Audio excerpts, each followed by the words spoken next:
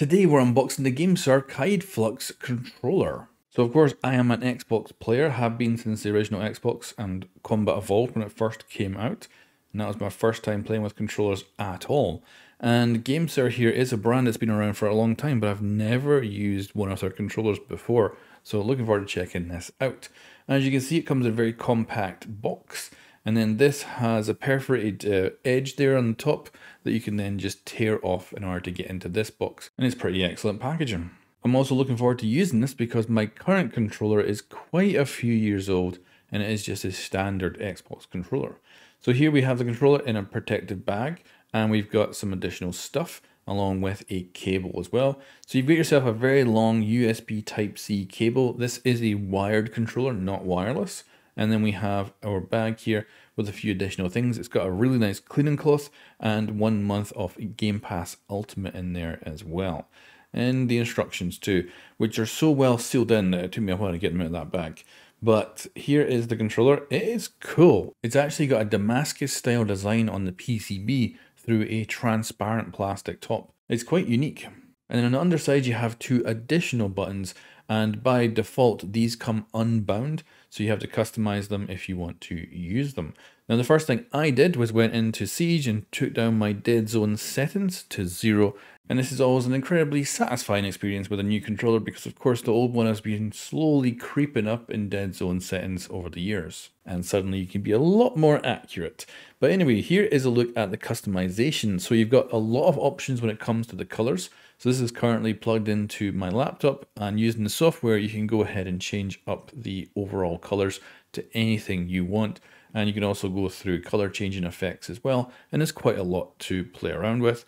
Overall, it looks freaking brilliant.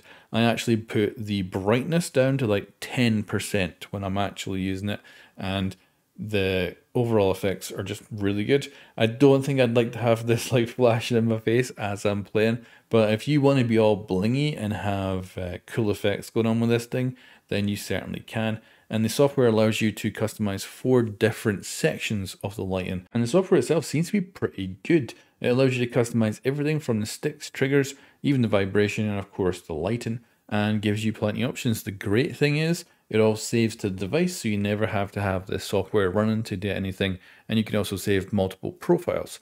So this controller does come with an additional button called M, and it allows you to do a few different things. If you're holding it down using stuff like the D-pad, you can do things like mute your mic and stuff like that using just the controller. So it's pretty cool, and I'm quite happy with it. It's been a lot of fun to play with, and I've been using this controller now for about a week, and overall I would say that it's really quite good. Now it's not perfect. The D-pad is a major issue. I'll play you some sounds now from a standard controller and an Xbox controller, and you have a little listen to it all.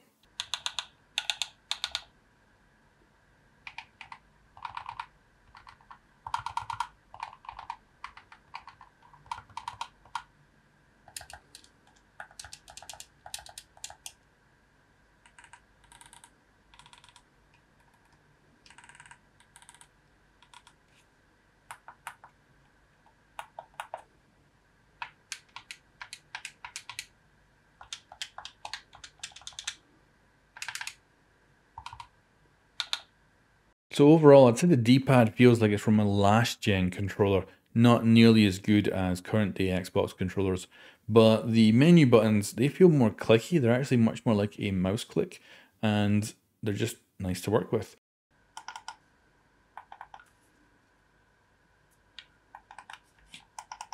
But that is the Kaleid Flux Xbox controller from GameSir. It's wired, it works on PC and Xbox, and I've been quite impressed with it. If you want a controller with a bit more bling, this is certainly the one for you, and the customization is excellent. Software is actually pretty good and allows you to do a lot of stuff. And of course, you've got the 2 paddles on the back as well. So it can do a little bit more than what the standard controller can do.